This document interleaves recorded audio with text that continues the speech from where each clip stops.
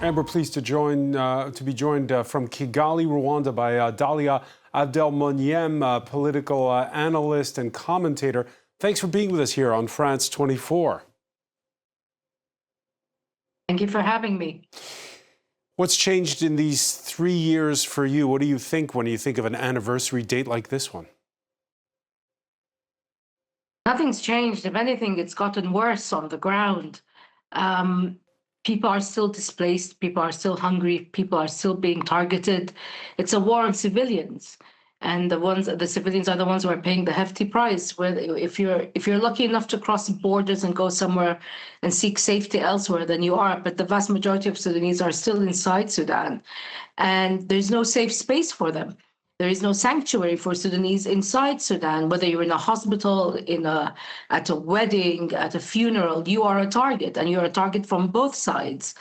And it's continuing, and we can't bury our dead. We don't know who to mourn. It's been 3 years of nonstop trauma, and we haven't had a chance to catch our breath. The only, positive light that has come out of this war is like what was mentioned in your report.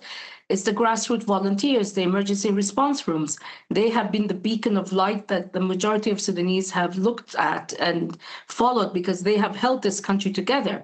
They are the ones who are feeding the people. They are the ones who are treating the people. And yet at the same time, they're also being targeted by both sides, whether it's the Sudanese army or it's the rapid support forces. And like you also mentioned, it's not just a forgotten war, it's also the ignored war, because we've been the worst. We've held the unwanted title of the worst humanitarian crisis for more than 2 years now. The world's worst humanitarian crisis, and nothing has changed.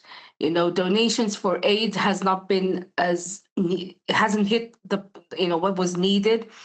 Starvation, disease are on the rise. Children are out of the educational system, so you're talking about generations who have lost access, any chances of improving their lives or moving forward. We're at a stagnant point in terms of the humanitarian aid, and when it comes to the war, the weapons continues to flow through to Sudan. So, okay, this conference in Berlin, there's pledges made of 1.3 billion euros. You have envoys, including foreign ministers from those nations that make up the mediators, a so-called quintet. Both warring sides denouncing this conference because it had put the accent on civil society, on getting civilian actors involved. Was this conference a success, a failure? Is it important? It's important because it centralized the voice of the civic society, of civilians, which is that exact voice that both sides have worked so hard to eliminate.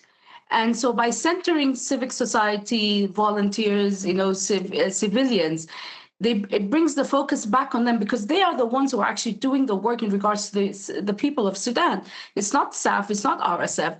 And let's not forget, every time they've had meetings or conferences with both sides, what has emerged from those meetings? Nothing.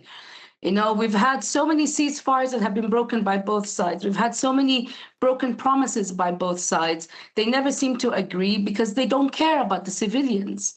And so this conference centers that, and that's very important.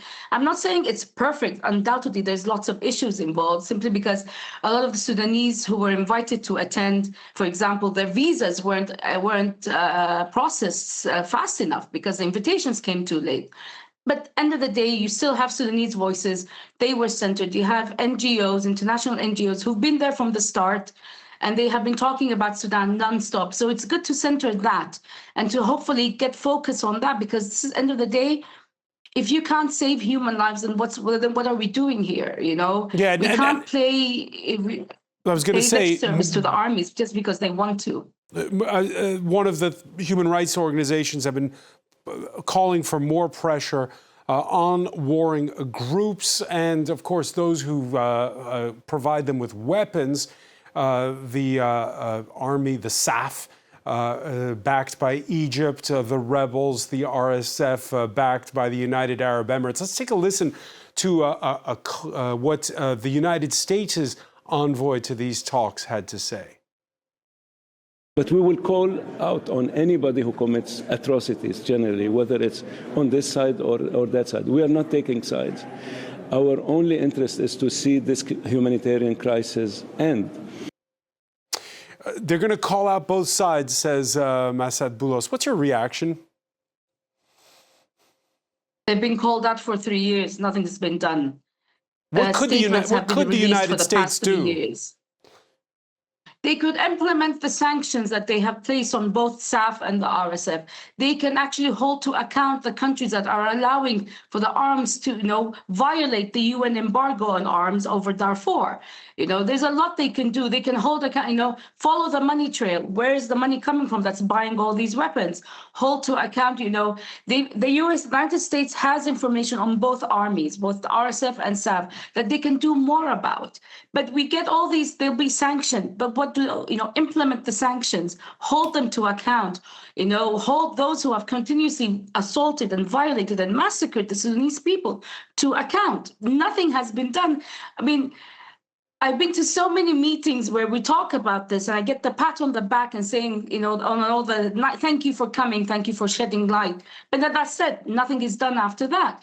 Let's not forget whether it's Egypt or Saudi or Turkey or the United Arab Emirates, all these countries have very close economic and political ties with the European Union and with the United States. So unless that chain is, jerked and they're told, stop it, they will continue to do as they please. They will continue to arm both sides. They will continue to allow for the continuing massacre of Sudanese civilians. And in al-Fashir alone, more than 50,000 people were killed over the span of 48 hours. Now that is just a crazy number. Something should have been done. And when it comes to al-Fashir, we were warning about al-Fashir for more than 2 years. We kept talking, this is going to happen. We laid it out point by point, what we knew would happen. But the NGOs did the same thing. Nothing was done.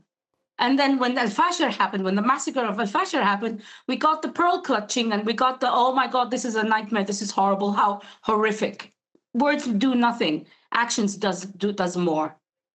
Yeah, you talk about al-Fashir in the west of the country near the Chadian border, which there were huge atrocities that have been documented after the fall of that city to the RSF. You talk about cutting off the supply of money and arms. What can you do for Darfur at this point? I don't know what can be done. It's under the whole Darfur region is under the control of the RSF.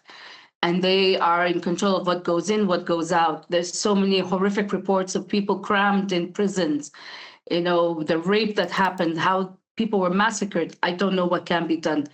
We knew this. This is what upsets me the most, that we knew this was going to happen.